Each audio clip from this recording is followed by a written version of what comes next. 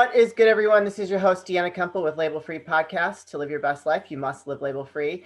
I am super excited. We've got a special guest zooming in all the way from Sydney, Australia. Please meet Eran Thomson. He is the writer, creative director, and creator of Saga. Did I say all that right? You've got a long list of accomplishments and things that you do. Yes, thanks very much, Deanna. It's nice to be here with you. Awesome. Well, Eran, why don't you introduce yourself and tell the audience a little bit about your background? Sure. So my name's Eran Thomson. I go by the handle of the Joy Pusher. I missed that part. Sorry. You missed it. No, it's all right. I go by the handle of the Joy Pusher, and that's a relatively new moniker for myself. I think, one of the things that's always really good for people to do at various stages in their life and in their personal and professional career is to kind of step back and reflect on, the journey they've had and the skills they've acquired and the influence that they've been able to hold and want to continue to manifest in the world. And so for me last year, or about a year ago now, I spent some time just kind of reflecting and trying to plan and figure out what my next moves are and where I want to focus energy and time and spirit. And actually my wife came up with the words, the Joy Pusher. And when I dug deeper into it, what I realized is that throughout my whole entire career, whether that was in advertising or filmmaking, working as a writer, screenwriter, and director, or founding multiple businesses, including an improv comedy school, corporate training business, and even a superannuation business, which in Australia, superannuation is sort of our version of a 401k meets Social Security.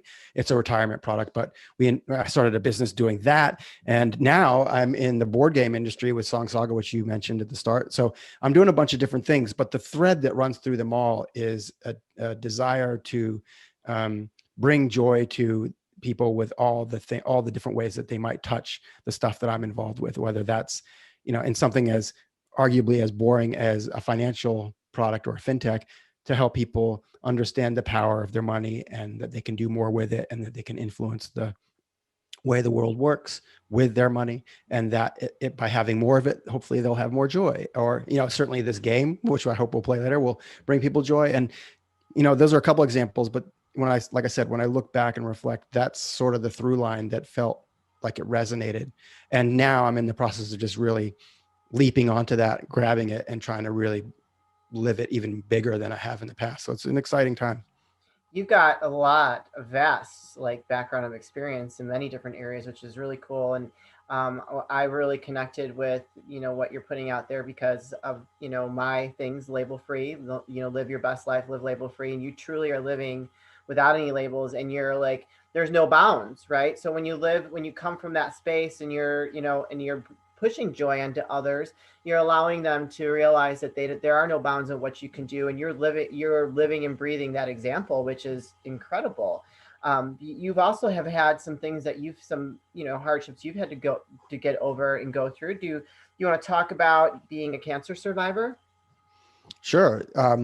The thing I would say, by the way, about having multiple facets and multiple interests and multiple skill sets, like whether it's not being able to be put in a box or be labeled, in your parlance. I learned a word a couple of days ago and the word is multi-potentialite, which I love that word. I don't know if you've heard that before, but there's a guy called Perry Noppert. He has a podcast that's all about unearthing the power and the interesting lives of multi-potentialites. And in Australia, we call that a slashy, right? So you're a writer / director / fashion label designer / disco dancer / whatever, right? And so you're a slashy.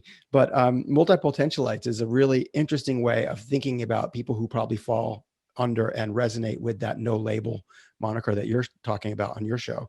In terms of my cancer experience, I got diagnosed with chronic myelogenous leukemia as a young adult. And the it's the story of how I got diagnosed is actually kind of funny. I was a mountain bike racer, and I was really good at it. And I was training with the same guys all the time. And normally I was as fast or faster than those people. And I noticed they started beating me all the time in their training rides, and I couldn't figure out what's going on. And they were teasing me like, "Oh, did you drink too much last night?" Or, didn't get enough sleep, whatever. And around the same time that I was noticing that, my boss at work had said to me, "Hey, you look like you're losing a lot of weight. Are you feeling okay?" And I was like, "Yeah." And he's like, "You should go see your doctor." And so I think his advice coupled with me not being able to win races meant that I did do that. And I, I went to the doctor and, got blood tests, and he's like, look, you're young, you're fit, you're healthy. Uh, I'm sure everything's fine. Don't worry about it. If you don't hear from me, assume everything's okay. And I was like, yeah, okay, cool. And that was on a Thursday. And he calls me on Friday and he goes, I need to talk to you about your blood test. Can Oh, you come in Monday? I was like, yes, but what do you mean? Like, I got to yeah, sit here right. all week and like freaking out, like on what do I have? Yeah, What am I going to find out on Monday? So I had this horrible weekend where I'd convinced myself that, that had gotten AIDS and I'd gotten it from this girl that I hooked up with in Costa Rica. And it was like, we're on the beach and there was no there was no protection involved. And I was like, oh my God, I knew I shouldn't have done that. And now I'm going to die, and like, I worked myself up into this crazy, like, fearful state. yeah, for And sure. then Monday comes around and I stroll into his office and he's like, okay, thanks for coming in. There's been some anomalies with your blood. I want to do a few more tests and then we can have another chat. And I was like, no, wait, no way, dude. I've Yeah, been sitting around all weekend freaking out. Just tell me what you think it might be. I won't hold you to it. I just need to know like what we're potentially dealing with here. And he goes, well, I think it might be leukemia. And I was like, yes. oh yeah, great. No AIDS, but leukemia. That's good. Nice trade off. Woo, great. And he's like, okay, I've been a doctor for 25 years. I've never seen anyone react like that. And I was like, well, dude, you had me, you put me in a bad place for the last 48 hours. So anyway, yeah. So that was how I found out. And, I was very, very lucky that, to have the recovery that I had. I was one of the very first people in the world to get on a new type of drug called, at the time it was called STI 571. It didn't even have a brand name. It was in trials.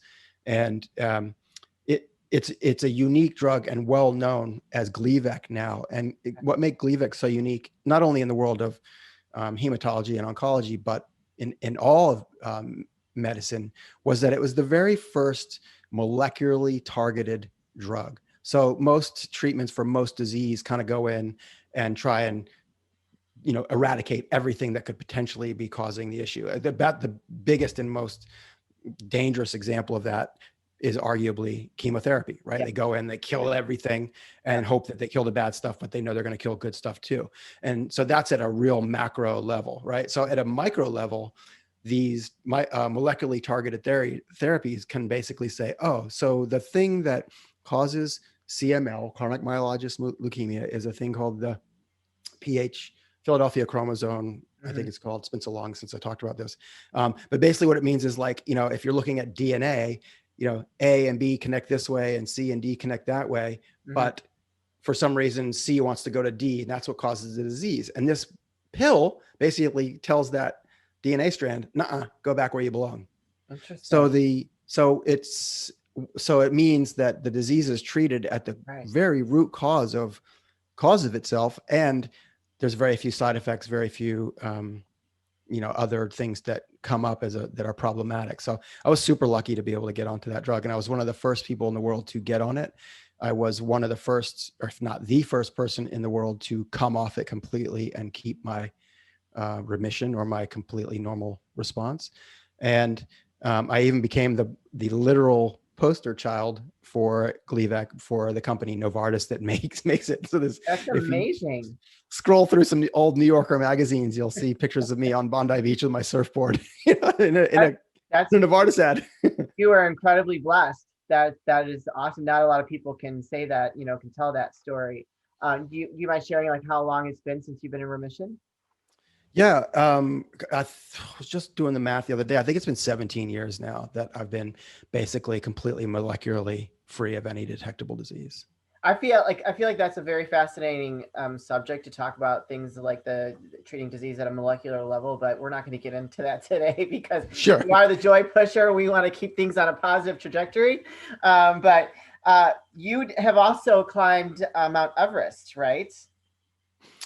Yes, I went to Mount Everest. I didn't go to the Oh, top. okay, that's right. That's right. Okay. I need to say that. I mean, I don't need to say that. I could just let people make that assumption, I suppose. But You make it to the yeah, top. Yeah, you put the flag up there. I was there. Yeah. No, and again, part of the reason that I got invited on that trek was because of my cancer experience. So the organization that put that together was called Love, Hope, Strength, and the one of the guys that founded that organization is Mike Peters, who's the lead singer of a rock band called The Alarm. They just put a brand new album out last week, actually. So here's a plug for Mike's album.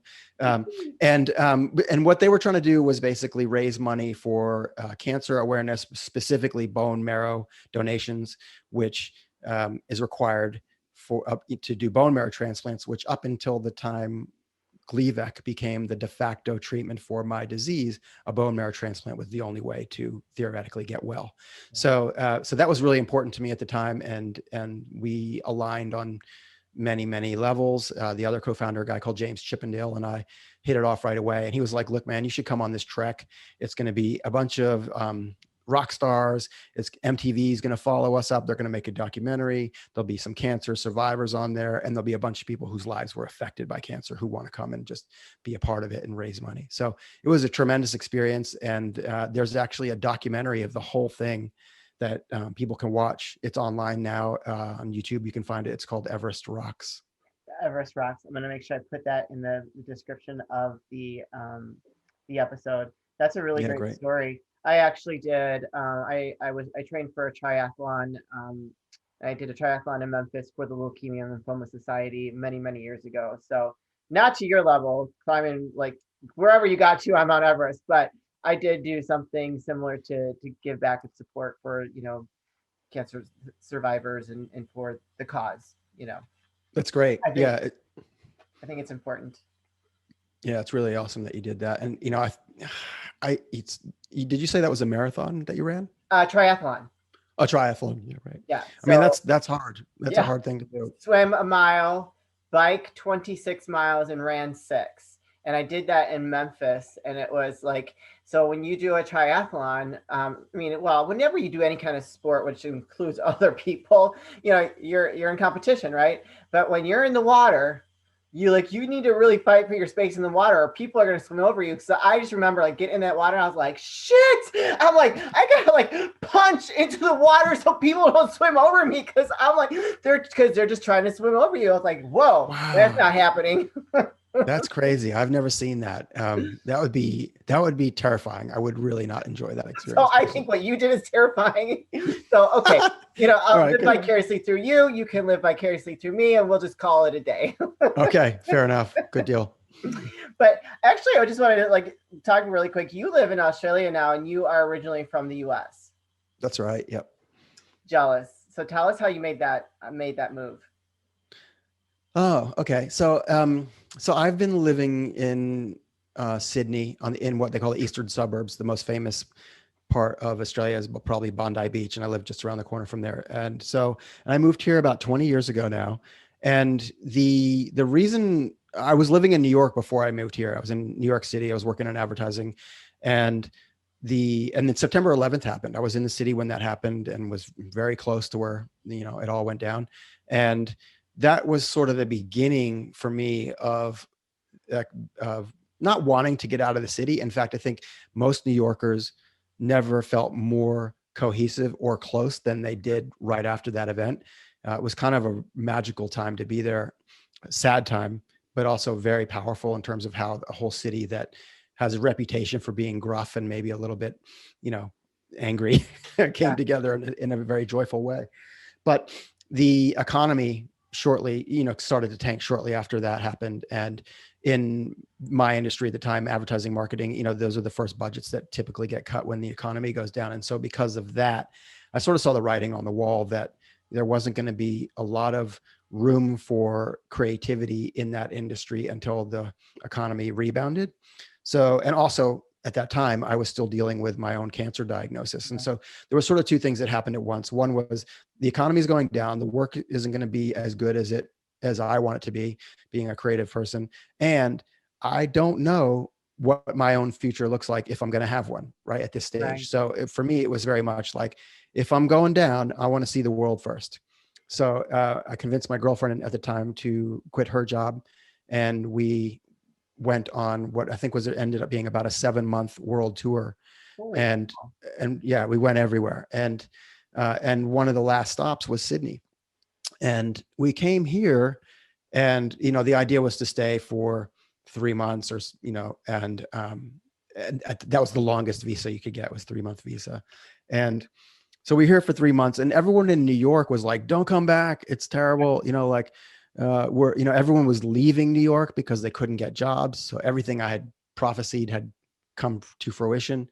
And I was like, okay, well, New York doesn't sound awesome right now. And everyone in Australia was like, oh, you'll never be able to get a job. You'll be too expensive.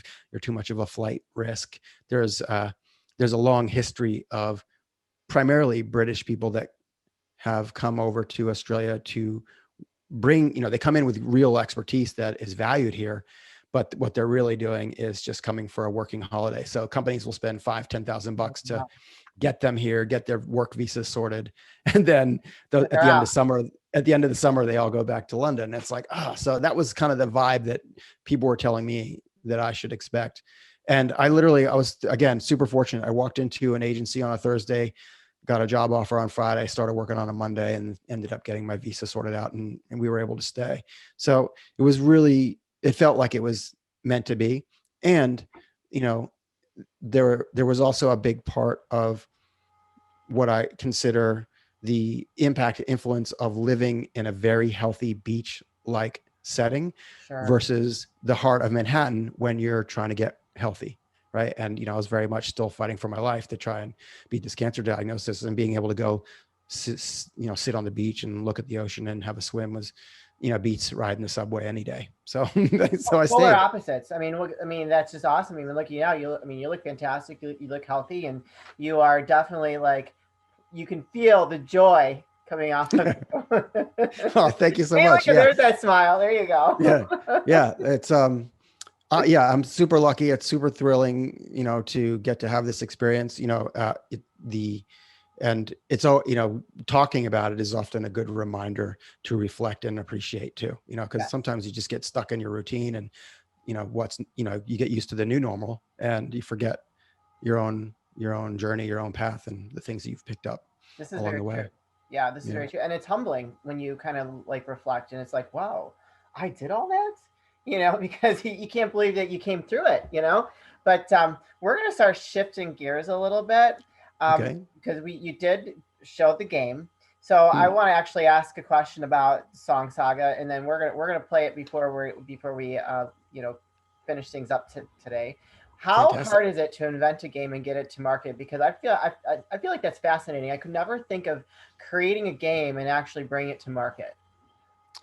Yeah. So what's interesting about that is my whole career has been primarily based in service-based industries, right? Okay. And specifically in the context of advertising and marketing, we're in a service business, but we're selling products, right? And so I think I naively assumed that because I knew how to market products, that I would be able to easily kind of do that for myself. And so the the actual process to answer the first part of your question is coming up with the idea for the game. For me, was fairly it didn't feel that challenging. I think once I got really clear on the idea and the play mechanics, going from what was in my head or on a few sheets of paper to a prototype that looked pretty much like this, took about a month. Okay. Um, but then it took me a year to figure out the whole industry and that world, and understand, like, was it actually a viable idea?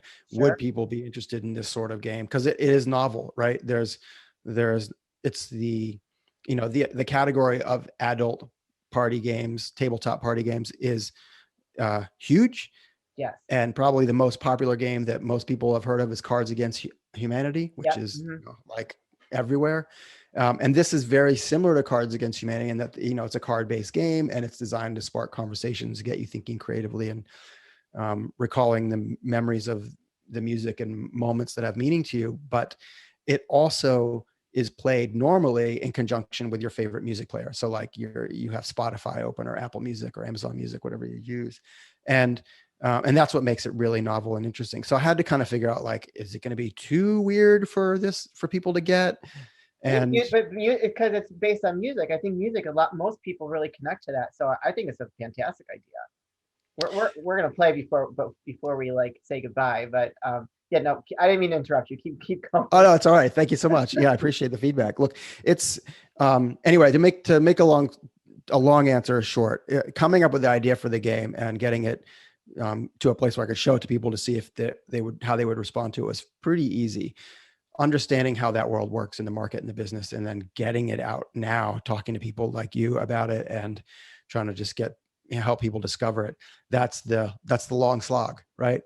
The hope, and we're starting to see this now, is that, like anything that's fun and that delivers an authentic experience, people talk about it, right? And so, I saw it with Cards Against Humanity. Like, I don't know about you, but the first time anybody showed me that, the next day I was like, I'm getting that, Right. Yeah. And so my hope is that as people start to play Song Saga and see what it does, that it can, spark an avalanche of intrigue and interest And joy. and joy. Yeah. Yeah. It's my favorite thing about the game. Like, yes, actually, yeah, my favorite thing about the game is watching how it surfaces stories and songs that people have either completely forgotten Yeah. or that they have never heard. And in our very first playtest group, there was it was a group of guys who have known each other for 20 years. They played this game, and one of my favorite quotes from the night was, "Dude, I've known you for 20 years and I never knew this about you. How could I not know this?" Right. Yeah. And I was like, wow, that's cool. And if you think about like how we spend our evenings so many nights, like hanging around with friends and kind of chin wagging about, politicians we hate, and, things that are not right, and drinking wine and kind of like meaningless chit chat. And then to have a game like this that suddenly makes every piece of the conversation authentic and has a great soundtrack, that's really cool. Oh my Yeah. gosh, I love it. Really, I love it. Okay, really quick before we play the game and we wrap things up, I want to just really kind of bring up. Your wife has a very cool website. Could you just like really like briefly tell the audience a little about that? Because I checked it out. I was like, oh my gosh, I'm digging this. I'm gonna be going back. And then you can plug everything else. Then we're gonna play the yeah. So okay. Yeah. So my wife has a funny way of expressing things and mixing words up and making up words, and just I think we've chuckled about it together for so long, and then finally one day I was like, I have to like capture these expressions, and I'm not sure what I'm going to do with them, but I just have to start writing them down because they're just too funny. And then eventually, as sort of like a joke, I put together a blog of like 10 or 15 of the funniest ones that I'd written down, and then I kind of wrote my own little comment on her expression or set of words that she said. And then I just one day randomly sent her a link to it, like, hey, check this out. And she lost her mind, and immediately, like she sent it to her mom and a few other people. And like, it's not something that I generally actively promote, but it has found its own kind of little bit of virality. And I think it just resonates because we all catch ourselves saying things or misspeaking or hearing ourselves or someone say something and we know they've misspoken, but we also know what they meant. And Yeah. so it doesn't need to be called out, but when it is called out, it can be funny. And so I'm just celebrating her special gift with I the love blog. And on social media, it's Tish, my wife says, at Tish, my wife says. So Tish is shit backwards. it. So it's her name is not Tish. I'm not going to tell you her Okay. name. Oh, so you made that up. Yeah, that's right. That's great. So Okay. because I wasn't sure like if it was going to have any legs, but then there are blogs or like I think Sure. stuff my dad says was trending for a while on Twitter, and that gave me the kind of encouragement to just put it out there and see what happens. So the blog is diesexlick.com, but if you go to tishmywifesays.com or tishmywifesays on Twitter, Instagram, all that, you'll see some stuff there. And why don't you really quick plug all the rest of your links, and then we're gonna play that game. plug the rest of my links. Well, I mean, dissectslick.com. That's the funny one that we were just talking about. My personal website is eranthomson.com. That's EranThomson. There's no P. I'm a dry Thompson. And then the one I'd probably like people to check out the most is this one, and that's song-saga.com. So yeah. And you also have a podcast. So you want to like plug that really quick? Oh yeah, sure. So the podcast that I have right now is called One Word Suggestion. And One Word Suggestion, if you've ever been to an improv show, or even if you haven't ever seen an improv show, I can tell you that every single improv show, pretty much everywhere in the world, starts with the performers on stage asking the audience for a one-word suggestion. You're nodding your head. I'm guessing you've seen lots of improv, considering you're based I have. in It's Chicago. fun. It's fun. Yeah. It's cool. Yeah. So I use one word suggestions from listeners as sort of a leaping off point to talk about and explore how developing an improvisational mindset can help you do better and enjoy more of your life and work. And it's a really short podcast. Each episode is only 3 minutes, so it's really digestible. And I use that as it's a great writing experience for me to kind of write that and respond to people's words and try and reframe weird words in that context. But also it's a promotional tool for our corporate training business, which is called PowerProv, which is basically helping business teams use the fundamentals of improvisation to learn how to communicate, collaborate, and improve camaraderie amongst the team. Improvisation is a really important skill to have. I mean, and you do have to work, like it's like a muscle. You do have to work at it to make it better and better. But with that being said, well, let's play this game. Okay. So we'll play like a really basic version of it. I mean, obviously there's more to it than just these cards, but sure. There's actually you'll get a kick out of this. It doesn't matter on the podcast, but one of my favorite cards in the box is this one. This is the Pinky Promise card, and it's the Pinky Promise NDA. You won't be able to read it, but basically it says what happens on tour stays on tour. Oh, I like that. That's cute. Yeah. Of course, we're blasting this out into the world, so doesn't mean much. Also, if anyone's interested, in the box, I also include the recipe for the perfect margarita. Ooh la la. If you want to know why and how I know this is the recipe for the perfect margarita, I'll send you a link and you can include that in the show notes. Okay, definitely send that to me. There's a story there, but it's too long for the time. It sounds like it would be a good story. Okay, maybe we'll have like a sequel to this episode. Okay. All right. So I pulled 5 random green cards, and the green cards we call them kind of like memory sparkers. And these cards are designed to spark a memory of a moment and music that has meaning to you. There's no wrong answer. And the cards don't have to be interpreted literally. You can just use them as a leaping off point to see where it takes you. Okay. So the first one I pulled is someone who influenced you. What's the song? Okay. And what's the story? What's the story? The next one is bed. Okay. Yeah. Okay. I think you might like this one. Dirty nightclub. Can it be a strip club? Sure can. Dirty nightclub. There's another one. Oh my God. 4th card, teen angst. Teen angst. Okay. Yep. And last one I pulled today, your ex. My ex. Oh God. So someone who influenced you, bed, a dirty nightclub, teen angst, or your ex. Oh boy. So I think the memories are starting to be triggered, but I'm gonna just stick with something more current and more positive. Someone who influenced me. So I actually am going to refer to my best girlfriend. Her name is Julie. We went and what's the next step? Am I supposed to tell a story, or am I not supposed to say the song? Oh, good question. So when people are playing in person, sometimes people will play the song as sort of like a soundtrack to their story. Okay. Other times they might play the song first and then tell the story, or they will tell the story and the song might be played after as sort of a punchline.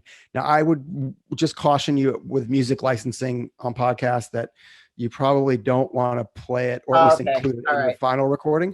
But we can definitely listen to it and then just edit that bit out if you want, because sometimes listening to it actually even brings the story even more to the forefront of your Okay. memory.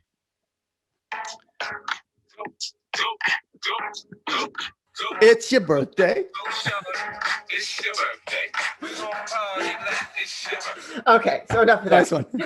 So we'll just do a little dance without the music. Everyone will be like, "What are they dancing to?" It's your birthday. So, nice one. Okay. So Julie. So my best friend Julie, she's actually a very positive influence in my life. I can honestly say since I've known her, I've become a better person. She is able to communicate a lot better than I do. I'm a little bit more the red hair. If it doesn't tell you much, if it doesn't tell you anything, I'm a little bit of a hothead. So she's like definitely helped me like calm things, like calm myself, become more zen over the years. But I we went to New York when I was trying to be a fashion designer, and I had my label, and I went to a trade show out there, and I had hired some people in Soho, and she has a timeshare there, so we went together, we traveled there together, and our last nights we like went out, and now mind you, my best friend does not drink, she does not swear, I drink, I swear. We go to this like down the street from where we were staying. We went to this like bar. I think it was like an Irish pub, but they had karaoke there. So we're there, it's just me and her, and she's very friendly, outgoing, just like me. We're very social. And so we're talking to everybody there. We got guys from California, they're totally drunk. We got these guys over here, like meeting people from all over the country, right? Yep. So they're all like, they're buying me shots. She's like, here, queen, take my shot, because we call each other queen. And I'm like, I'm getting pretty lit up at this point. So Yep. they're like, oh, you need to do a song. I'm like, all right, what song am I gonna do? I picked In the Club by 50 In the Club, 50 Cent, right? I did not realize how fast that those motherfuckers, like they rapped, because I was like, Right. it was so hard. And I'm wearing like, okay, now here I'm like fairly lean. I'm wearing this black tight dress and heels, and I'm like getting down. Oh, so there is my story for your song. So, yeah. So it's 50 Cent. I think that's 50 Cent, right? In the Club. Yes, yeah, 50 Cent in the club and hanging out with Julie, drinking all her shots, plus your own shots, doing karaoke, not fast enough. and not caring at all. I love that. I did not give a yes. Funny. Okay, so you did someone who influenced you. I'm gonna go. Actually, you're gonna laugh, but I'm gonna go your ex. Okay. And funnily enough, sticking with the theme, my ex's name was also Julie. Oh wow. Okay. And I'm pretty sure it wasn't the same Julie based on how you've described your Julie. But you never know. The world is small. This is true. We are all connected. Yeah, that's right. But Julie is actually, to tie it all together, she's the woman that I moved to Australia with. We're not together anymore, but she's a wonderful, wonderful human being. And we shared, a great part of our lives together. And obviously, because we were together for as long as we were, we had a lot of things in common. But one of the things that we did not have in common was a love and appreciation of a musician named Jeff Buckley, who we used to listen to all the time. And the song that always reminds me of her and the time when we started not getting along was, I think it's called Hallelujah, which is just like the saddest. Oh no! I feel like they play it at funerals, like. Oh gosh, no! Let's not play it now. Yeah, we won't play it now. But Jeff Buckley, Hallelujah, and the story. I guess the story there is the story. Without going into too much detail, it was the beginning of the end of that relationship, and then figuring out like how we were going to move forward together in this strange land where we, and what that Sure. meant for us. And the funny, I think the beginning of the end, which is actually kind of a funny story now, was we had decided, or we had been in Australia for a year. So, and bringing it kind of home to where we actually started the show. And so we got to Australia. We had been here a year. And at the end, and we had said, we'll stay for a year. And at the end of that year, we were kind of like sitting down and going, all right, so it's getting to be about a year. What do you want to do? Do you want to stay for another year, or do you want to go back to New York? And she was like, I want to go back to New York. And I was like, I want to stay. Yeah. And so that was like, problem.